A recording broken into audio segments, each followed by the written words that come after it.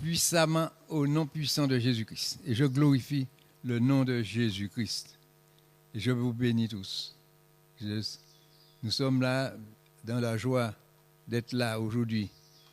Oui, pour parler encore, pour donner les commandements de Jésus-Christ, les commandements de Dieu, ce que Dieu veut pour nous, comment Dieu nous aime, pour que nous puissions savoir que Dieu nous aime. Dieu est amour.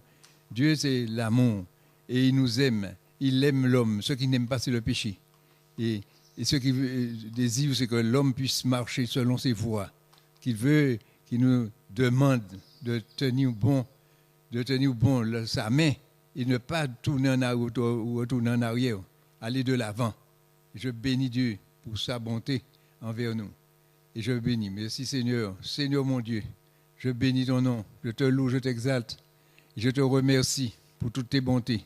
Et merci de ce que tu as permis que, mon Dieu, ce jour, je sois là pour ouvrir la bouche et parler en ton nom, Seigneur. Que ton Saint-Esprit me donne les paroles qu'il faut, mon Dieu, afin de, mon Dieu, que tes enfants soient convaincus de ta grandeur, de ta majesté, de ta toute-puissance, de ce que tu es capable de faire, pour qu'ils sachent que rien ne t'est impossible et que tu fais tout à merveille, Seigneur mon Dieu, et que tu nous aimes pour que les hommes, les femmes, de l'humanité sachent que tu es amour, que tu es là pour sauver les hommes, que tu as envoyé Jésus-Christ, ton Fils, mourir à la croix de Golgotha pour sauver les pécheurs, pour sauver ceux qui souffrent, pour arracher l'homme des griffes de Satan, de l'ennemi qui veut détruire, qui veut ramener toute l'humanité à l'enfer.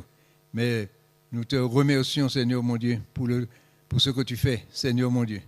Et nous glorifions ton nom, car tu nous as appelés, Seigneur, et nous sommes venus. Nous ne sommes pas venus de nous-mêmes, mais c'est parce que tu nous as appelés et que nous sommes là aujourd'hui.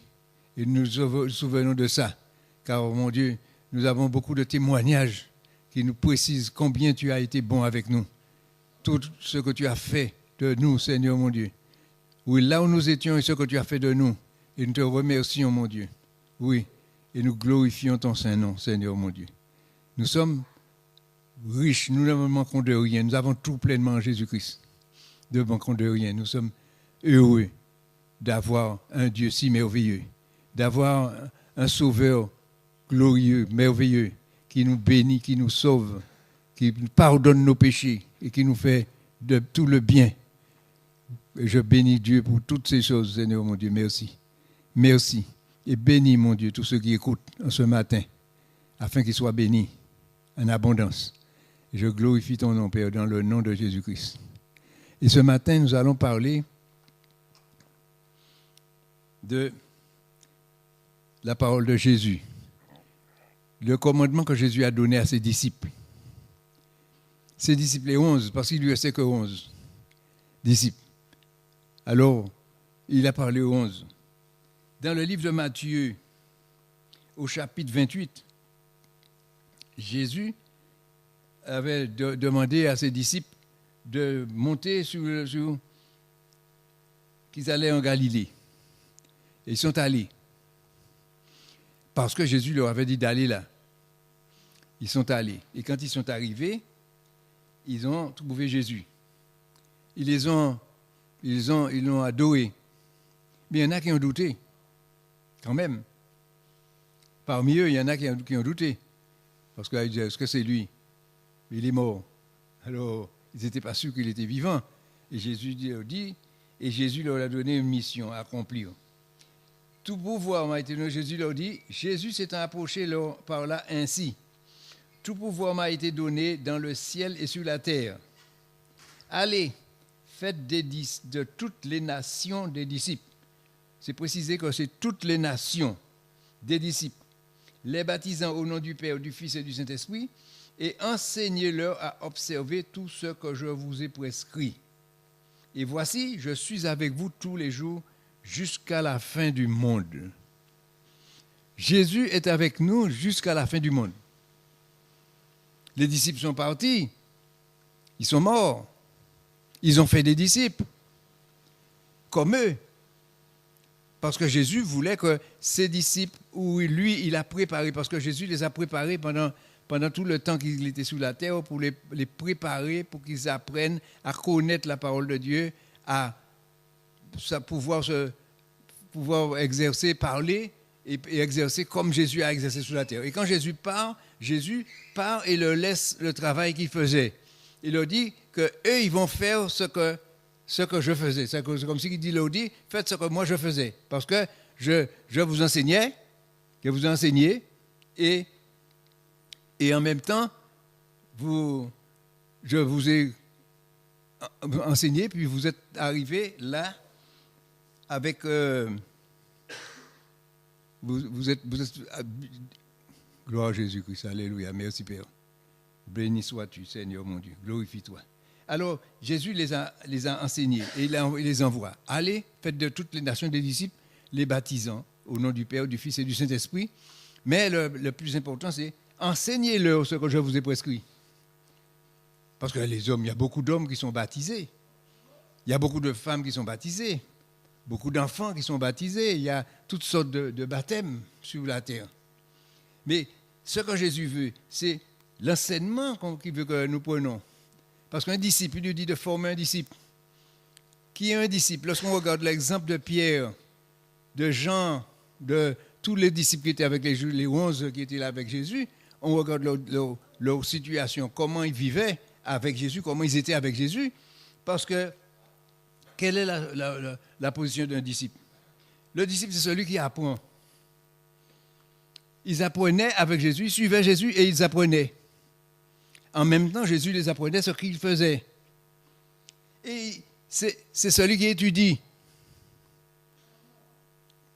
Un disciple n'est pas quelqu'un qui vient au temple et puis qui reçoit des bénédictions et puis après qui est content qu'il seulement pour aller dire aux gens, voici le témoignage que Dieu a fait, ce que Dieu a fait pour moi, toutes les bénédictions qu'il m'a données, tout ce qu'il a fait et tout. Mais est-ce qu'il apprend quelque chose? Est-ce qu'il apprend quelque chose? Est-ce qu'il reçoit quelque chose quand il va au temple? Par exemple, pour recevoir la parole de Dieu, parce qu'il faut écouter. C'est parce que quand la Bible dit « enseignez-leur », comment on va faire pour enseigner quelqu'un si la personne ne vient pas au temple? Pour entendre ce que Dieu a là à lui dire. Parce que Dieu a des choses à dire à chacun de nous. Et il y a toujours des cas particuliers où Dieu nous donne la direction, nous donne des conseils, nous donne des bénédictions. Alors, vous voyez que le disciple, lui, qu'est-ce qu'il fait? Il apprend. Celui qui veut devenir disciple. Il étudie. Il est un élève. Ce n'est pas un professeur. Parce que vous savez qu'il y a des hommes qui sont sur la terre, et lorsqu'on va leur parler de Jésus, il va dire qu'ils connaissent tout, et ils peuvent même vous raconter la Bible, ce qu'ils ont lu sur la Bible, mais ils ne comprennent pas ce qui est écrit dans la Bible. Parce qu'il faut comprendre, il faut être un élève, il faut écouter, parce que les gens, vous voyez même Paul, lorsque Jésus a appelé Paul n'avait pas encore compris la parole de Dieu, n'avait pas encore compris ce que Jésus voulait. Il voulait commencer son ministère. Et lorsqu'il a vu qu'il ne réussissait pas de son ministère, qu'est-ce qu'il a fait? Il est allé voir Pierre. Parce que c'est Pierre que Dieu avait donné, Jésus avait donné à diriger les disciples. Il est allé voir Pierre pour que Pierre puisse lui enseigner. Parce qu'il avait besoin d'enseignement. Et pourtant, il était appelé. Il avait reçu le don. Il avait reçu le ministère, ce qu'il devait faire.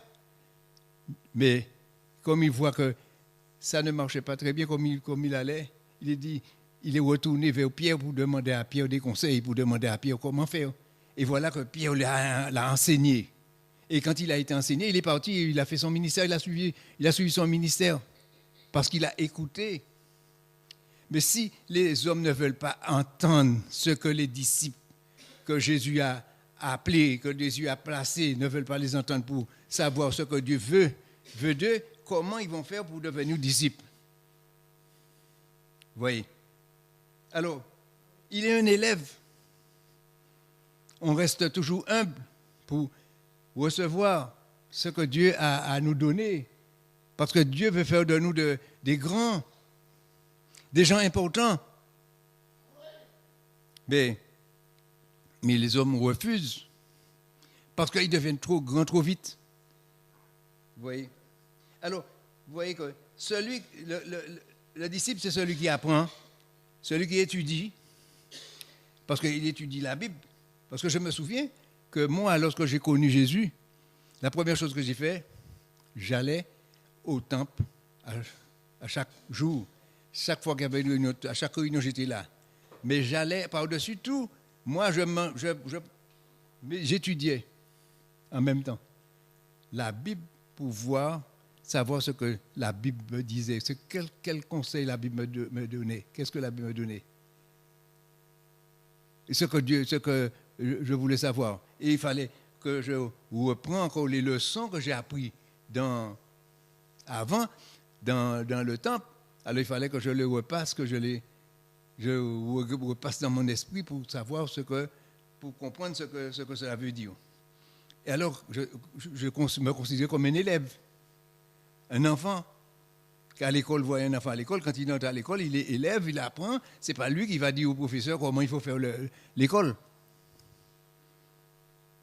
Et celui qui se met sous le patrimoine de Jésus, c'est lui le disciple de Jésus.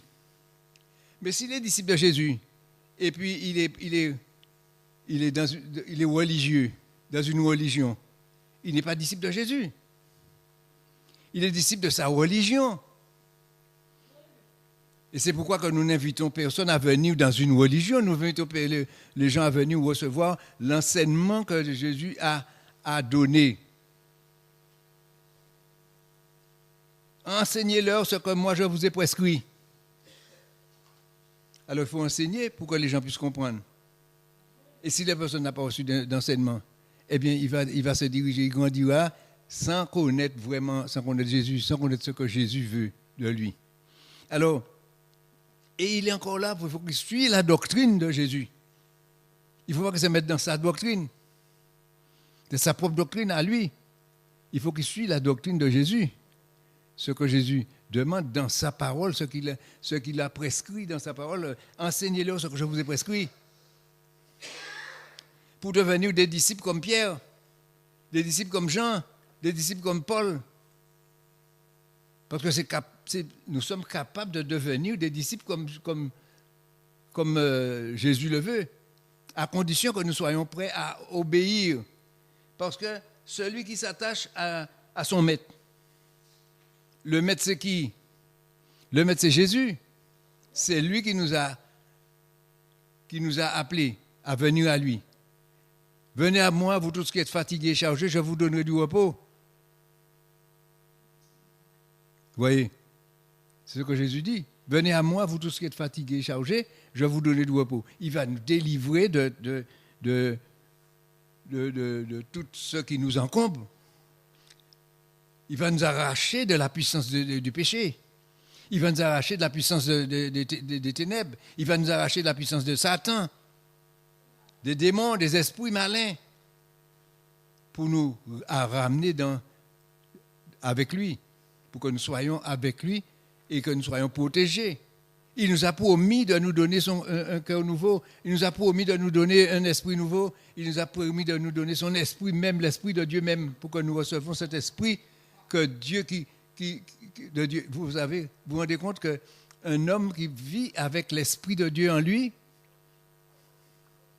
il ne peut faire le mal, il ne peut pas faire de méchanceté, il n'est pas trompeur.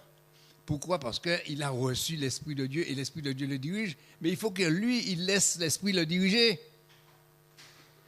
S'il veut vivre selon son fonctionnement, selon lui-même, eh bien, il n'arrivera pas parce qu'il faut qu'il suive la doctrine de Jésus.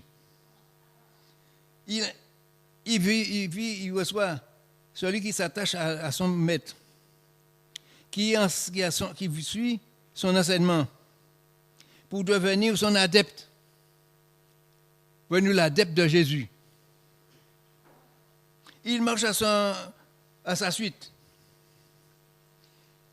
Il lui voue une fidélité une fidélité exclusive. Il faut être fidèle. fidèle à lui. Parce que sitôt qu'un un chrétien, un disciple de Christ, se détourne de Christ pour aller se mettre à faire quelque chose qui est mal, eh bien, le diable s'empare de lui tout de suite. Vous comprenez? Il veut revenir, il n'arrive pas, parce qu'il va se débattre et il n'arrivera pas. Parce qu'il y aura l'ennemi qui va le retenir prisonnier. Et si Jésus n'intervient pas pour le sauver, eh bien, il ne sera pas sauvé. Il restera attaché à son nouveau maître. Parce qu'il va croire qu'il est avec Jésus et il ne se rendra pas compte qu'il est avec l'ennemi et que l'ennemi ne le lâche pas. Vous voyez, il est obligé de venir intercéder devant Jésus, prier Jésus, demander la supplication à Jésus pour que Jésus puisse le ramener dans la bonne voie. Et Jésus ne refuse pas de le faire parce qu'il est amour. Il ne dit pas tant pis pour lui.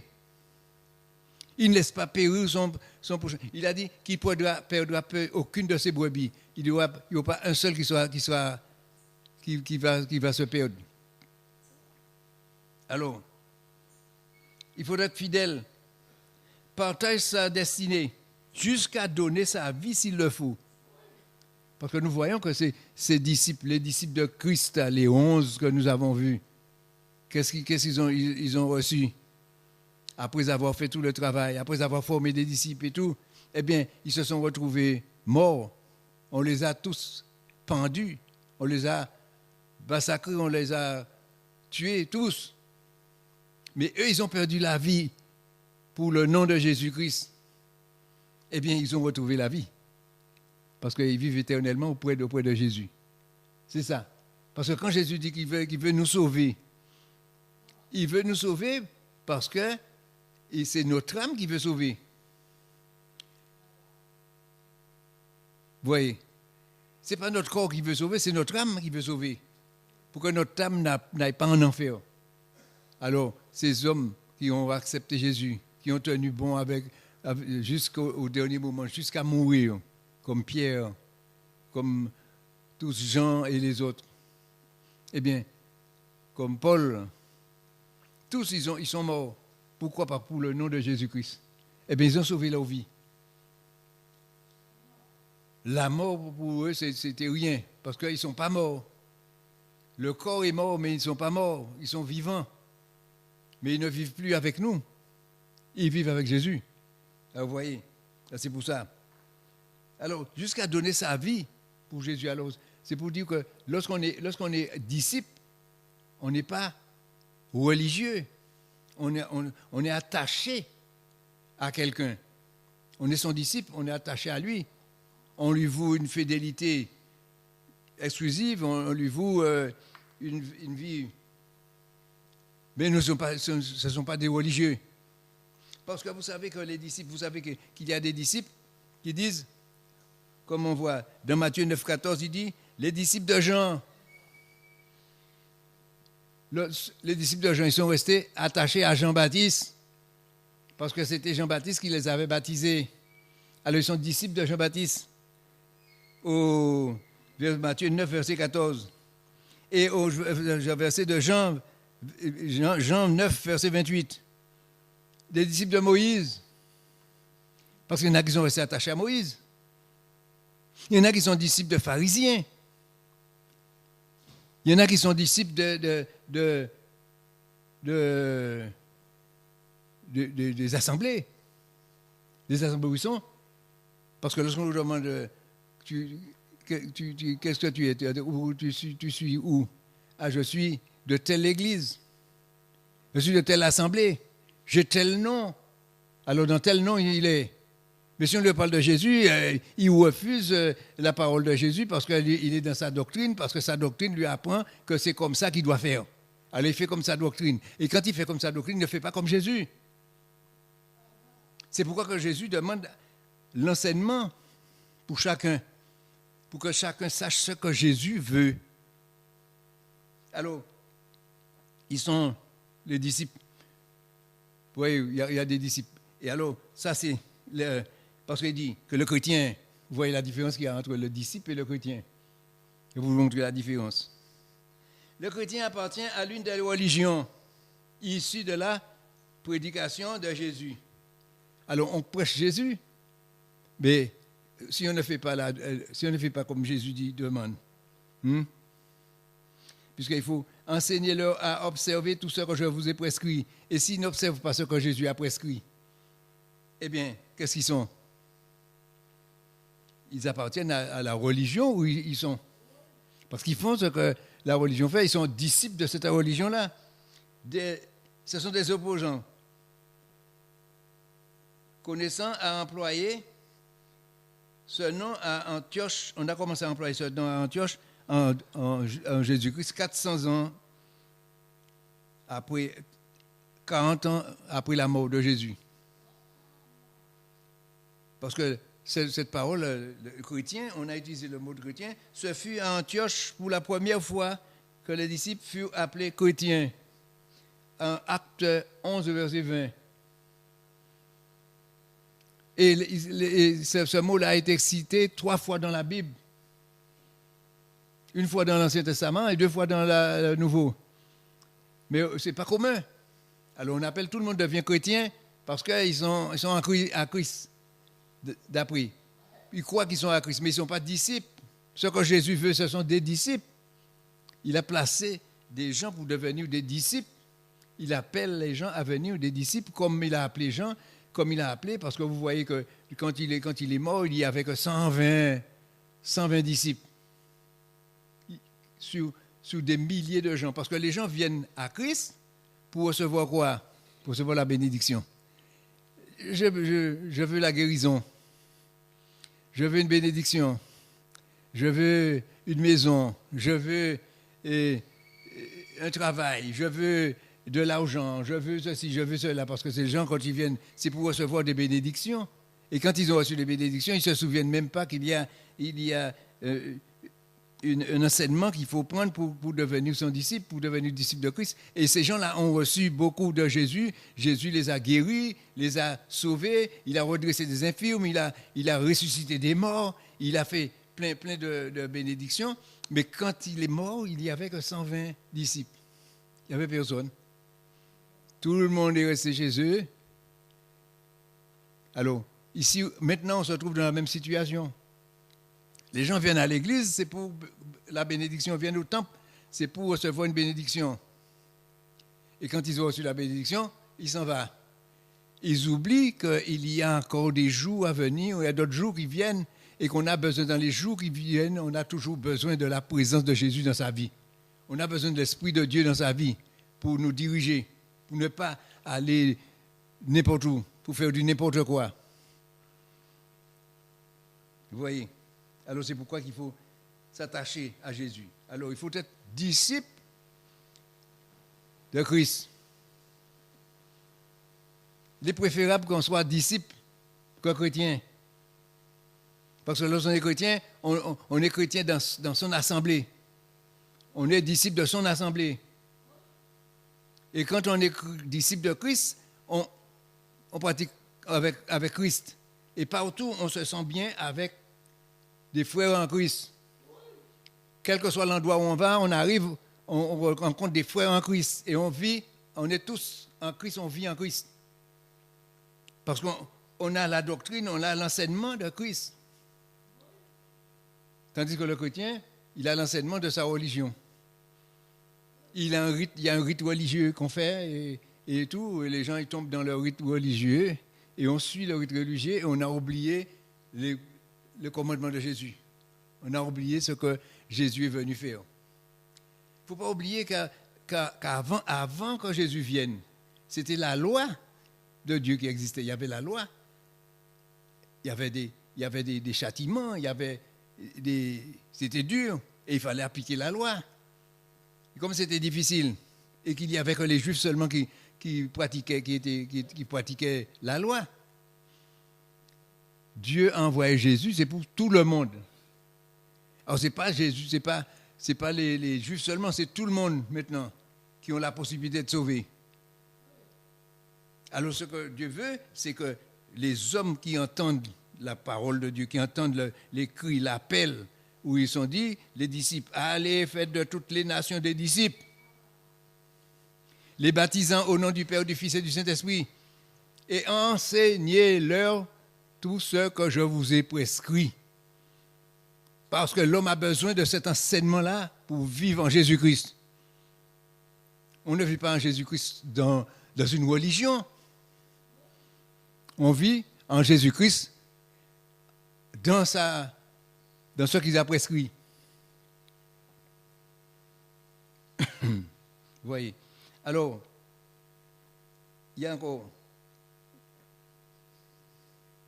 Jésus dit, dans Marc 8, verset 34. On va chercher Marc 8, verset 34. 34. Puis, ayant appelé la foule avec ses disciples, il leur dit, si quelqu'un veut venir à moi, qu'il renonce à lui-même, qu'il se charge de sa croix et qu'il me suive. Car celui qui voudra sauver sa vie la perdra, mais celui qui la perdra sa vie à cause de moi et de la bonne nouvelle le sauvera. Que sert-il à un homme de gagner tout le monde s'il perd son âme? Que donnerait un homme en échange de son âme? Vous voyez, le plus important, c'est que Jésus dit, le plus important, c'est l'âme. C'est pour notre âme que Jésus est venu sauver, pour que notre âme n'aille pas en enfer. Parce qu'il veut que nous allons au paradis avec lui. Il est parti, il a dit, je vais vous préparer une place pour chacun de vous dans la maison de mon Père, pour nous donner une place dans la maison de Père, qu'on ait une place pour que notre âme n'aille pas en enfer, pour aller souffrir dans le feu de l'enfer pendant toute sa vie. Vous voyez? Que sert-il à un homme de gagner tout le monde et puis il gagne le monde, il gagne beaucoup, il a tout, et puis quand il meurt, il va en enfer. Après, alors que ce que Jésus est venu faire, c'est pour sauver les pécheurs, pour arracher les pécheurs de la puissance du péché. Alors, beaucoup ignoraient tout ça. Ne savaient pas que c'est... Ben non, mais ils ne savaient pas parce que l'homme croit que quand il est mort, c'est fini. Mais quand l'homme meurt, quitte la terre, c'est là que ça commence. C'est là que la vie de l'homme commence. Parce que Dieu nous a donné un esprit, il a soufflé dans nos narines pour nous donner une vie, pour nous donner la vie. Cette âme qui ne meurt pas. Parce que cette âme est vivante pour l'éternité. C'est pourquoi que Dieu dit que nous sommes à sa ressemblance, que nous ne mourrons pas. Nous allons vivre parce que Dieu a soufflé dans nos narines. Nous allons toujours vivre parce que le souffle que Dieu a mis en nous est toujours vivant. Alors Jésus, pour nous racheter pour que notre âme n'aille pas en enfer, il vient pour sauver les pécheurs que nous sommes. Il vient pour le pardon des péchés, pour la miséricorde qui entre sur la terre. La grâce de Dieu, c'est la grâce de Dieu qui existe maintenant. La grâce. On était sous la loi, maintenant on est sous la grâce. Alors, c'est pourquoi Dieu veut nous sauver. Il envoie son Fils. Et c'est pourquoi il nous dit, dans le livre de Romains, on va trouver ça dans le chapitre 6, ne n'ignorez pas. Il ne faut pas que nous soyons ignorants. Il faut que nous connaissions les choses. Il faut que nous avons à comprendre. Parce que pour les connaître, il faut les étudier. Il faut les entendre. Il faut les recevoir. N'ignorez pas. Il nous dit qu'il faut savoir. Il faut regarder.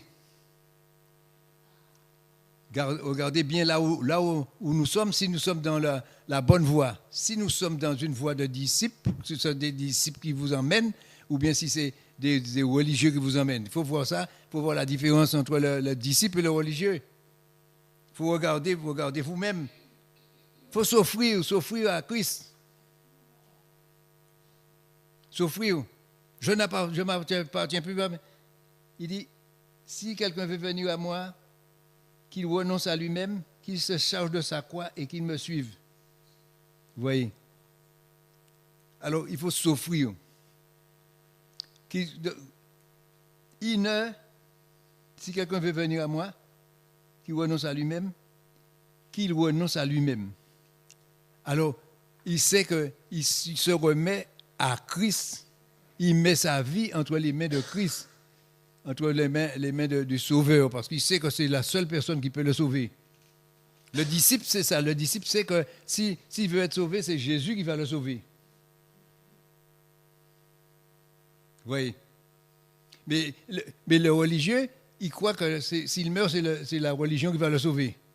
Alors que la religion ne sauve personne. Ce qui va sauver l'homme, c'est Jésus qui va sauver. C'est lui que Dieu a envoyé pour sauver les hommes. Ce n'est pas la religion qui va le sauver. C'est ce que Jésus a dit. Alors, il faut obéir. Ouais, c'est difficile à faire les gens obéir. Parce que les gens ont des vies, des principes et tout. Et ils veulent appliquer leurs principes, ils veulent accomplir leur propre loi et ils ne veulent pas obéir à la voix de Dieu. Et ce que Dieu nous demande, c'est obéir à sa voix. Il faut se livrer complètement. Alors, je renonce à moi-même et je me livre à Jésus. Je m'offre à Jésus. Vous voyez? Parce que moi, dans ma vie, lorsqu'on est dans la vie sur la terre, on se rend compte comment les choses sont difficiles pour vivre sur la terre, parce que j'ai connu ça, comment c'est difficile pour vivre sur la terre. Et quand on est en Jésus-Christ, eh bien, c'est plus facile. Parce qu'on est rassuré. On vit paisiblement dans la vie de Christ.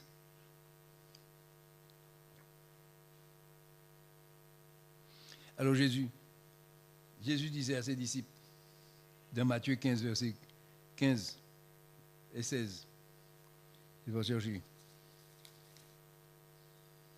Matthieu 15, 16. Il leur disait, Matthieu 15,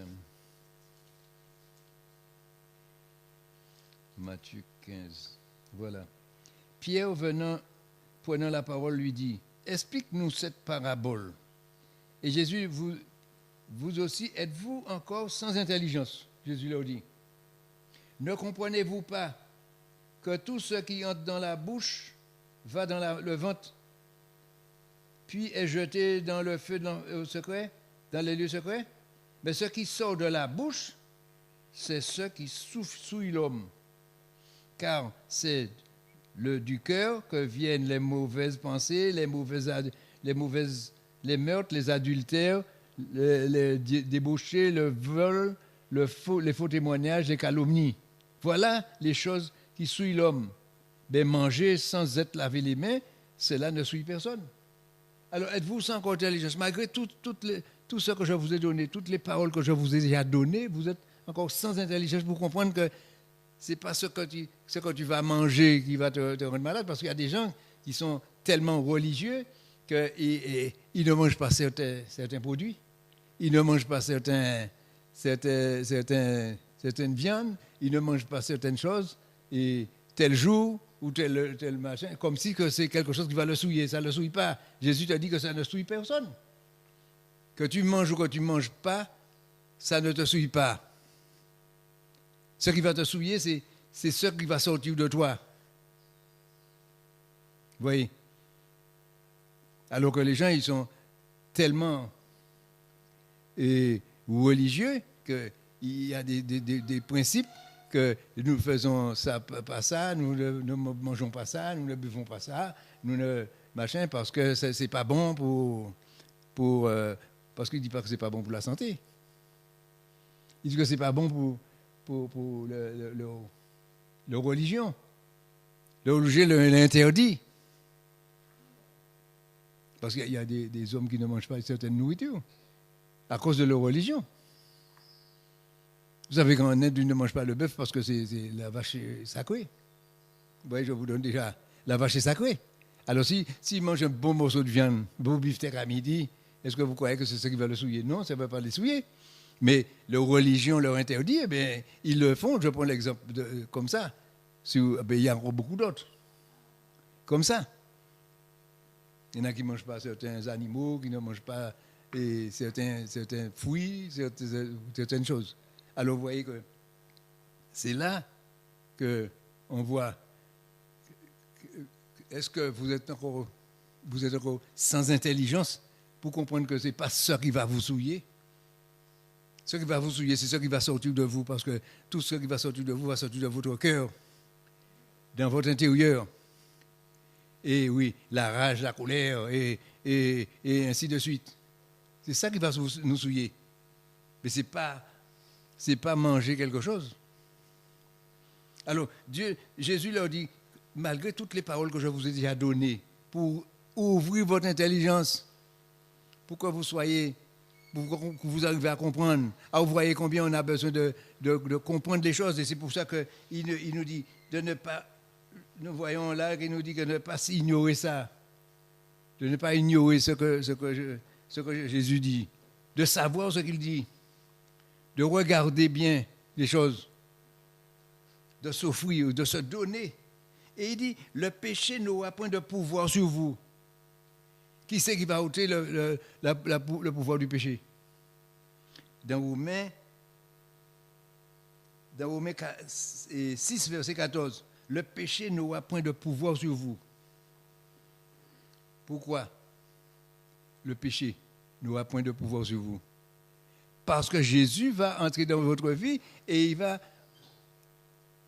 ôter la puissance du péché. Parce que le péché, c'est la mort.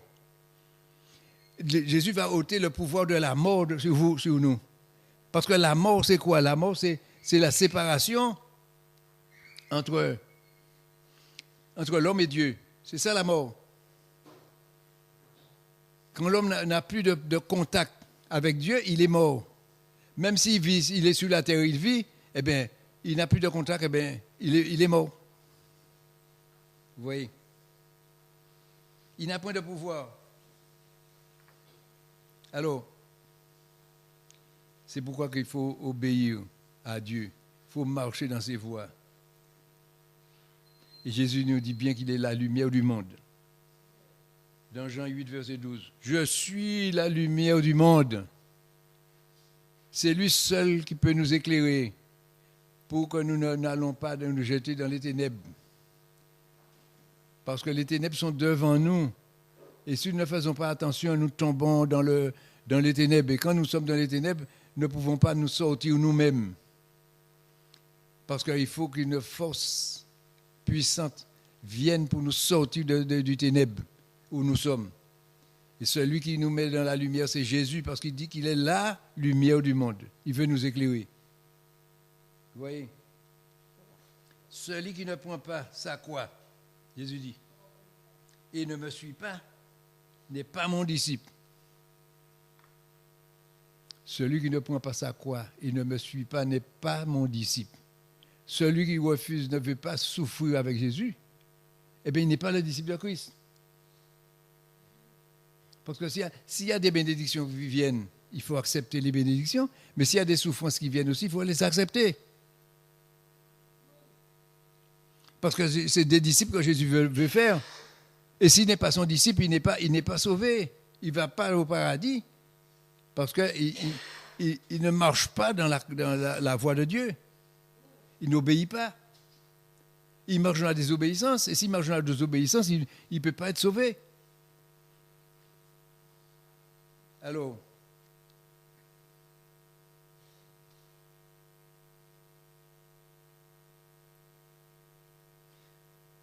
nous allons voir Matthieu 12, verset 46. 12, 46. Qui dit 46. Ça doit se trouver par là. Voilà. Comme Jésus s'adressait encore à la foule, voici sa mère et ses frères qui étaient dehors cherchèrent à lui parler. quelqu'un lui dit, voici ta mère et tes frères sont dehors, et ils cherchent à te parler. Mais Jésus répondit à celui qui le lui disait, qui est ma mère? Qui est mon frère? Puis il, étendant la main sur ses disciples, il dit, voici ma mère et mes frères. Car quiconque fait la volonté de mon Père qui est dans les cieux, celui-là est mon frère et ma sœur et ma mère. Alors vous voyez qu'on va dire qu'il n'a pas égard à sa mère. Marie vient pour le voir avec ses frères et l'appelle pour le faire le voir. Mais ce que Jésus a vécu avec sa famille. Sa famille, c'était les disciples qui étaient avec lui. Si sa mère veut la voir, sa mère doit le suivre. Parce que Marie a joué le rôle de mère, mais son rôle de mère est terminé parce que Jésus est devenu grand. Maintenant, il a pris ses dispositions et maintenant, il vit dans son rôle. Et il vit dans son rôle et c'est la mère qui devait le suivre. Parce que lui-même a dit à sa maman qu'il faut le suivre. C'est sa mère qui devait le suivre. Mais sa mère faisait sa vie, menait sa vie et venait le voir comme ça avec machin pour venir lui dire un petit bonjour. Puisque on veut dire un petit bonjour. Alors viens pour moi te dire un petit bonjour. Mais je suis là avec mes frères et mes sœurs. Alors je ne peux pas les laisser là. C'est toi qui dois venir vers moi. Ce n'est pas moi qui dois venir vers toi. Voilà l'explication. C'est ça. Si tu viens vers moi, tu es ma mère. Si tu ne viens pas vers moi, tu n'es pas ma mère. Parce qu'il faut marcher avec lui. Même sa mère, Marie. C'est ça. Alors vous voyez comment il fait les choses. Philippiens 3. Nous allons lire le Philippiens 3. Philippiens 3. Nous allons voir ça. Il y a un petit machin qui est intéressant là. Philippiens 3. Voilà. OS frères, c'est Paul qui parle. OS mes frères, réjouissez-vous dans le Seigneur. C'est pas se réjouir dans le carnaval et puis dans les autres réjouissances, dans les boîtes de nuit et autres, et tout ce qu'on se réjouit. Non, mais réjouissez-vous dans le Seigneur Jésus. Si tu es disciple, tu te réjouis dans le Seigneur. Je ne me lasse point de vous écrire les mêmes choses et pour vous cela est salutaire. Je vous les répète les paroles de Jésus chaque fois, tout le temps pour que chaque fois vous puissiez comprendre ce que Jésus veut de vous. Et je vous les répète tout le temps pour que vous puissiez bien comprendre que vous ne devez pas vous éloigner de Jésus, vous devez vous approcher de plus en plus chaque jour, vous devez progresser pour aller de plus en plus près de lui. Prenez garde aux faux chiens. Prenez garde aux chiens. Prenez garde aux mauvais ouvriers. Il nous met en garde. Pourquoi nous ne faisons pas du n'importe quoi? Pourquoi nous ne le laissons pas entraîner dans des combines religieux qui n'a rien à voir avec Jésus? C'est Jésus que tu veux. Tu choisis Jésus et tu suis Jésus. Mais si on t'entraîne pour t'entraîner dans une autre doctrine, pour t'entraîner à suivre quelqu'un d'autre, eh bien, tu as intérêt à changer d'attitude. Parce que Paul te conseille. Attention aux mauvais ouvriers, à ceux qui te donnent de mauvais conseils. Prenez garde. Prenez garde aux faux circoncis. Ceux qui se disent qu'ils sont disciples. Et puis quand on regarde leur vie, on voit qu'ils ne sont pas disciples. Parce que pourquoi nous avons vu tout à l'heure là, il faut regarder aussi. On a des yeux c'est pour voir, pour savoir avec qui on a affaire. Car les circoncis ce sont pas c'est nous. Car les circoncis, c'est nous qui rendons à Dieu notre culte par l'Esprit de Dieu, qui nous glorifions en Jésus-Christ et qui ne mettons point notre confiance en la chair. Nous mettons notre confiance dans l'Esprit de Dieu, mais pas dans la chair. Quand la chair nous trompe, il nous fait faire des combines, des détours, parce que nous devenons tortueux, des menteurs, et pour faire des bêtises, tourner mal. Moi aussi, cependant, j'aurais sujet de mettre ma confiance en la chair. Paul, il dit, Paul qui parle de lui, il parle de lui, hein, là. Si quelqu'un croit pouvoir se confier en la chair, je le puis bien davantage.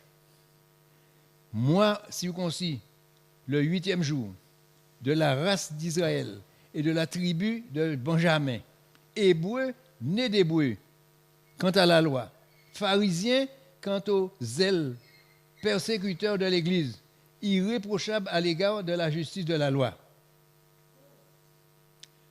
Paul accomplissait la loi. Vous voyez, il montre sa vie d'avant, comment il était avant. Et il n'était pas contre la loi. Au contraire, il appliquait la loi. La loi de Dieu, il l'appliquait avec les pharisiens. Moi, il dit, il aurait pu être plus que les autres. Il pouvait mettre sa confiance plus dans la chair. Parce que pourquoi? Parce qu'il savait qu'il connaissait la parole de la loi. La parole de la loi. Moi aussi, cependant, j'étais sujet de mettre ma confiance dans la chair. Puisque il connaît, si quelqu'un croit pouvoir se confier en la chair, je le puis bien davantage. Parce que lorsque l'Église de Christ a commencé à fonctionner, lui, Paul, était devenu ennemi de l'Église de Christ. Et il allait chercher les chrétiens pour les emmener, pour les pharisiens, pour les faire mourir. Et il dit que moi, j'aurais pu être plus religieux que vous, plus dans la chair que vous, puisque moi, j'ai été circoncis. Je suis de la race d'Israël. Je suis de la tribu de Benjamin, fils d'Isaac. Je suis hébreu, né d'hébreu. Quant à la loi, pharisien. Quant à la loi, je suis pharisien. Quant au zèle, persécuteur de l'Église, irréprochable à l'égard de la justice de la loi. Regardez ce qu'il faisait. Et quand il a connu Jésus, il est devenu un disciple de Christ. Et quand il est devenu disciple de Christ, il a renoncé à toutes ces choses. Et pourtant tout ça, c'était un gain pour lui. Il le dit, mais ces choses étaient pour moi des gains. Parce que c'est un travail. On le payait pour aller chercher les gens. Parce qu'il était commandant. Il avait un grade élevé. Et on le payait pour aller chercher les gens, pour aller les emmener pour faire mourir. C'était un gain pour lui. Je les ai regardés comme une perte à cause de Christ.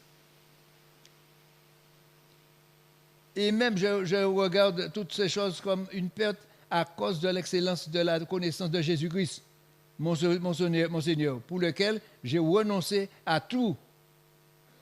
Je le regarde comme de la boue afin de gagner Christ. Vous voyez?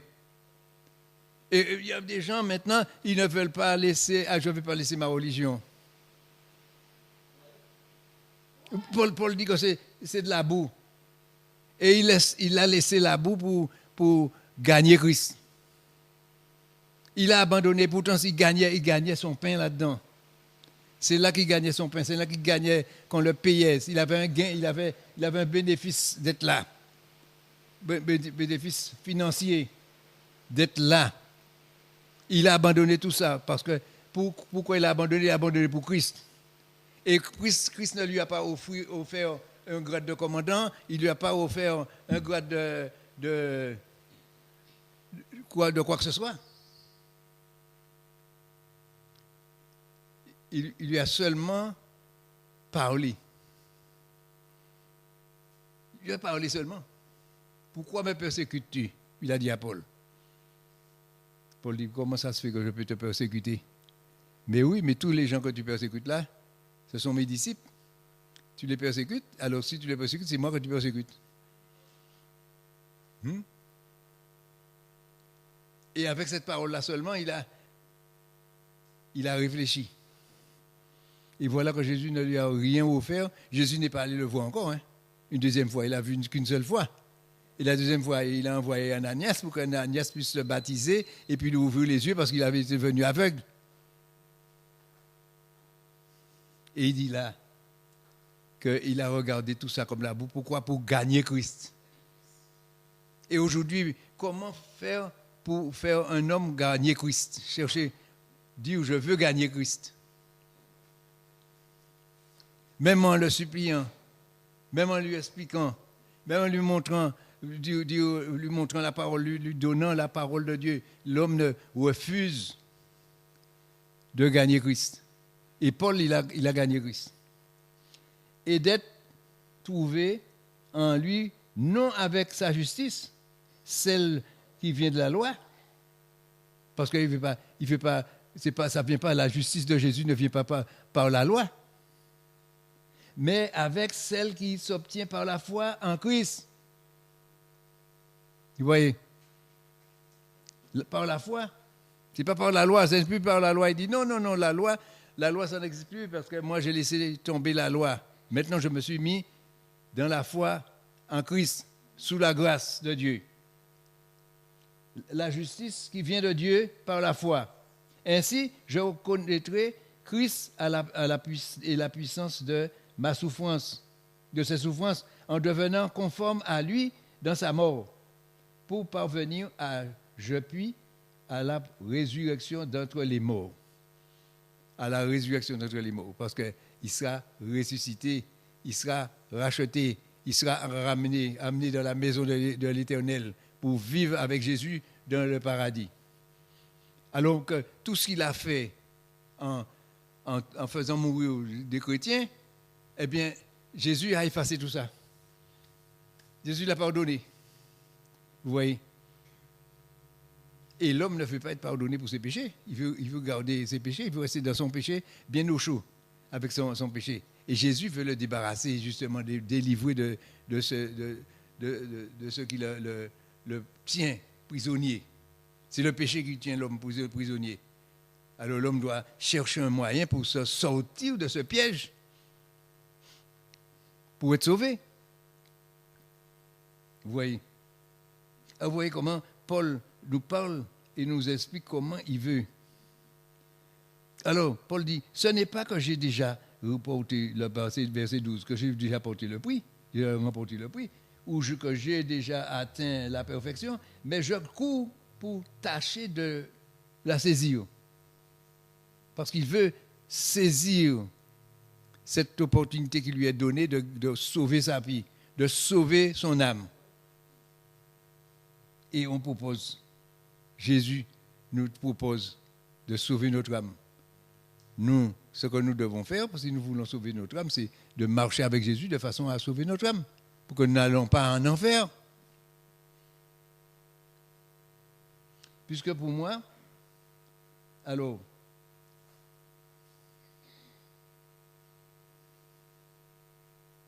j'ai été saisi par Jésus-Christ. Frère, je ne pense pas l'avoir saisi, mais je fais une chose, oubliant ce qui est en arrière et me portant vers ce qui est en avant, je cours vers le but pour remporter le prix de la vocation céleste de Dieu en Jésus-Christ. Il a oublié ce qui était derrière, la loi et tout ce qu'il a eu avant. Il a mis tout ça en arrière, il a oublié tout ça, et maintenant il avance vers l'avant avec Jésus. Et lui, qu'est-ce qu'il est? Il est disciple pour faire quoi? Pour amener des hommes à lui, pour que les hommes puissent devenir disciples comme lui. Parce qu'il a formé des hommes, des disciples. Mais quand il est parti, ces disciples-là sont restés quand il est mort. Et ces disciples-là sont devenus les remplaçants de Paul. Disciples de Christ. Parce que quand Pierre est mort, les disciples qu'il avait ramenés à Jésus, c'est ces disciples-là qui l'ont remplacé pour devenir disciples de Jésus.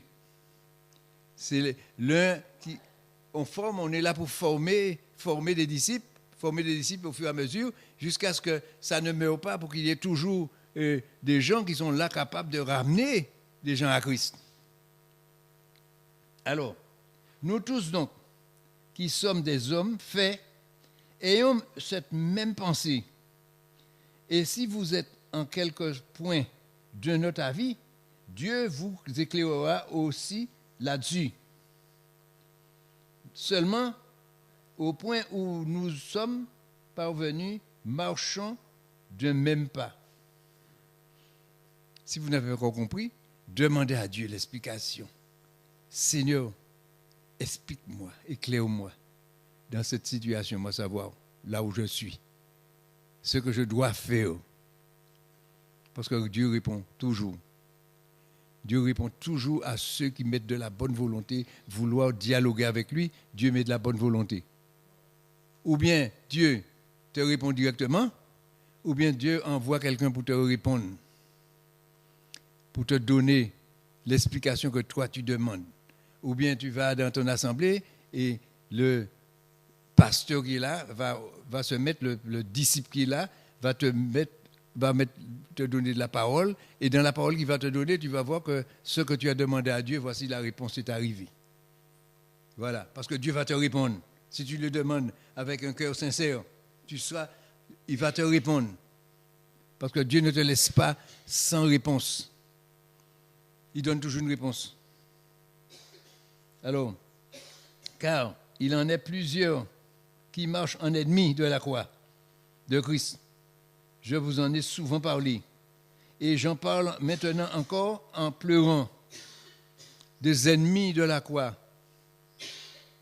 Il y a beaucoup qui se disent chrétiens, parce qu'on appuie beaucoup sur ce mot-là, puisque c'est le mot qui est le plus courant. Maintenant, chrétiens, mais souvent ils sont ennemis de la croix.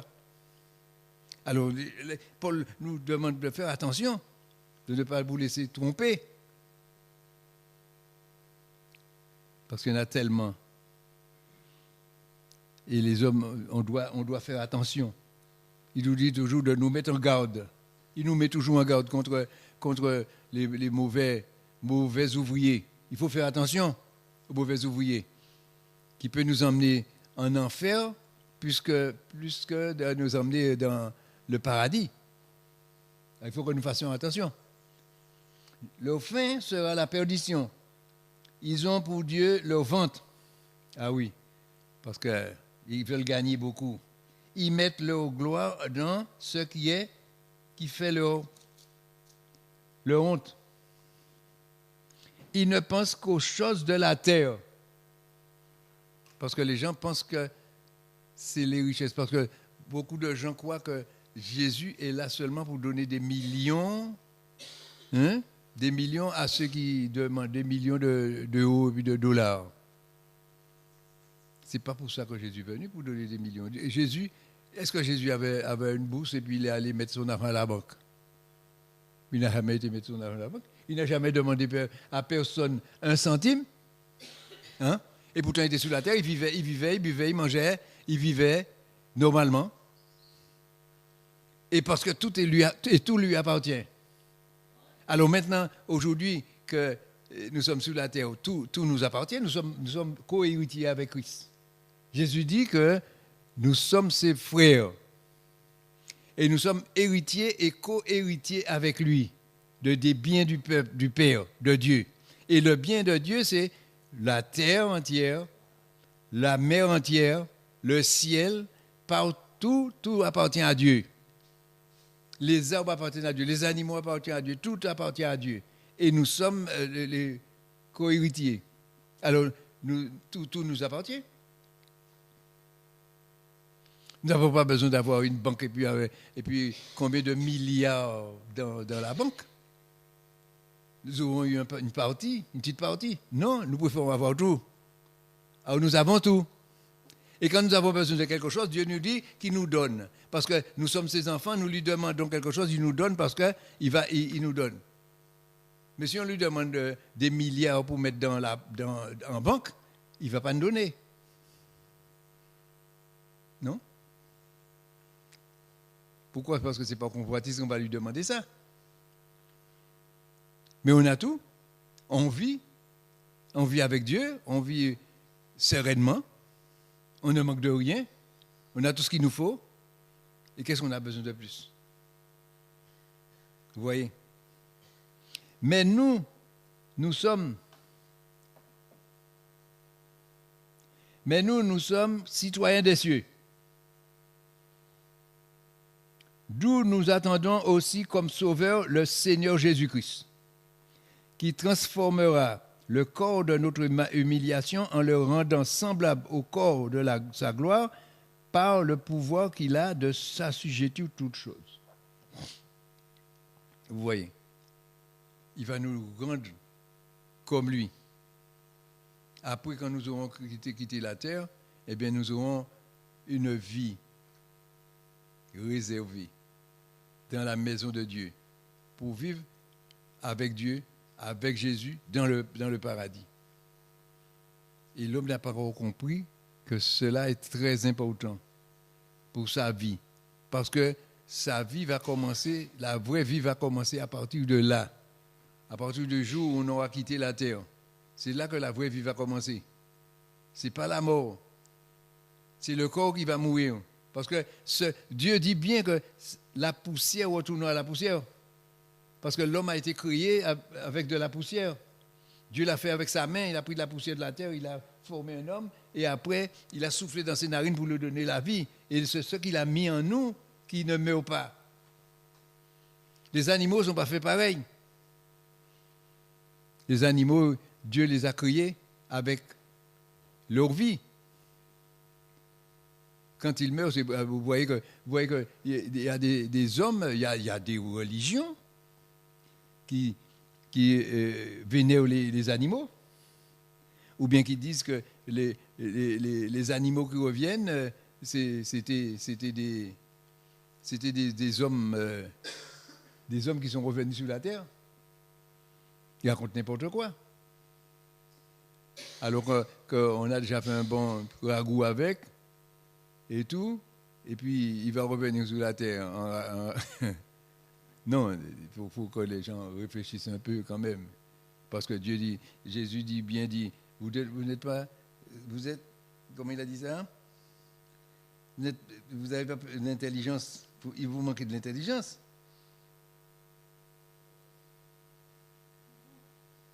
Mais oui, parce qu'il ne faut pas manquer de l'intelligence, parce qu'il faut avoir l'intelligence. Et oui. Vous aussi, êtes-vous encore sans intelligence? Êtes-vous encore sans intelligence? Pour comprendre? Comprenez. Jésus veut que nous comprenions ces choses pour ne pas nous laisser attirer dans n'importe quoi. Oui. Et la parole de Dieu est là pour nous instruire dans ces choses-là. Pour nous enseigner ces choses-là. Vous voyez, alors c'est pourquoi il faut nous réjouir. Réjouissez-vous dans ce que vos noms soient inscrits dans les cieux. Luc 10, verset 19. On va le lire. Luc 10, verset 19.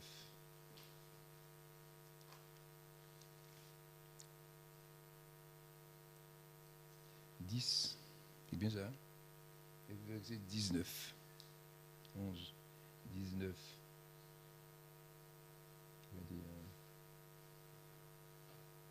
Voici, je vous ai donné le pouvoir de marcher. C'est bien ça, hein? Luc 10, verset 19. 10. Oui, c'est bien ça. Voici, je vous ai donné le pouvoir de marcher sur les serpents et les scorpions, et sur toute la puissance de l'ennemi, et bien ne pourra vous sauver. Cependant, ne vous réjouissez pas de ce que l'Esprit vous sont soumis, mais réjouissez-vous de ce que vos noms sont inscrits dans les cieux. Ce qui est plus important pour nous, c'est ça. C'est que nos noms sont inscrits dans les cieux. Et non pas inscrits sous la terre.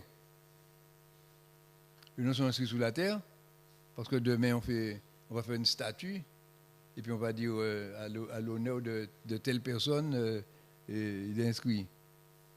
C'est pas ce qui est important. Ce qui est important, c'est lorsque on a quitté la terre, et puis on sait où on va. Où on va? Est-ce qu'on va dans le paradis? Luc 10, versets 19 et 20. Alors voilà. Si quelqu'un fait la volonté de mon Père, c'est celui-là qui sera sauvé. Pour faire la volonté de Dieu. Si on ne fait pas la volonté de Dieu, eh bien, on perd tout. On perd tout. Lorsqu'on croit gagner quelque chose, on ne gagne rien. Ça ne sert à rien à un homme de se sacrifier, à faire des rites religieux et tout, s'il perd son âme. C'est ça. Parce qu'il faut surtout sauver son âme. Et c'est ce que Jésus veut, c'est sauver l'homme. Arracher l'homme de griffes du péché et dire que le péché n'a point de pouvoir sur nous.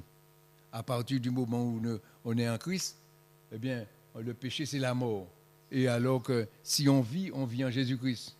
Parce qu'on meurt. Parce que vous voyez pourquoi lorsqu'on parle du baptême, parce qu'on a eu le mot baptême là-dedans, lorsqu'on parle du baptême, dans le baptême, il y a la mort. Lorsqu'on rentre dans l'eau, on meurt. Meurt au péché, mourir au péché. Et quand on sort de l'eau, on sort ressuscité, avec un esprit nouveau, un cœur nouveau et des pensées nouvelles. Et c'est à partir de ce moment que commence la vie spirituelle de l'homme. Et c'est pourquoi le baptême est important. Il y a beaucoup de gens qui ne veulent pas se faire baptiser parce qu'ils ont peur, ils ne veulent pas de l'humiliation. Pour eux, c'est une humiliation. Alors que c'est quelque chose de très important. Parce que dans le baptême, on voit qu'il y a la mort et la résurrection. On meurt au péché parce qu'on a demandé pardon pour ses péchés et on rentre dans l'eau pour se débarrasser de la puissance du péché. On meurt au péché et quand on sort de l'eau, on sort avec l'Esprit de Dieu et la nouveauté de vie. Voilà. Et c'est comme ça que la vie spirituelle de l'homme commence à partir du moment où il a été baptisé. Et il commence, et c'est là qu'il va commencer à réfléchir, à étudier, à chercher, à comprendre, pour savoir ce que Dieu veut pour lui. C'est très important là aussi, parce que l'homme n'a pas encore compris ça. Parce que l'homme croit que le baptême c'est quelque chose que ça n'a pas d'importance. Mais ça a une très grande importance dans la vie de l'homme. C'est pour ça qu'il faut que nous apprenions à accepter Dieu dans nos vies. Merci Seigneur. Merci pour ta parole, Seigneur mon Dieu. Nous croyons en toi. Seigneur, tu as fait des choses merveilleuses dans nos vies. Mon Dieu, tu as transformé nos vies, Seigneur, mon Dieu. Et aujourd'hui, tu as fait des miracles et des prodiges, des choses grandioses pour nous, Seigneur, mon Dieu. Aujourd'hui, et tu ne nous as jamais abandonnés. Tu as toujours été là, Seigneur, quand nous avons besoin de toi. Et nous te bénissons, nous te remercions, mon Dieu, pour toutes tes bontés. Et nous te glorifions ton nom, Père. Merci, mon Dieu, pour ce que tu vas faire, pour ceux qui ont entendu aujourd'hui, Seigneur, mon Dieu, qu'ils soient appelés, Seigneur, mon Dieu, et compris, qu'ils comprennent ce que toi tu veux d'eux, Seigneur, mon Dieu, que tu veux pour eux, pour leur intérêt, mon Dieu, pour leur vie, Seigneur. Et je les bénis tous au nom de Jésus-Christ. Merci, Père. Au nom de Jésus-Christ, Amen.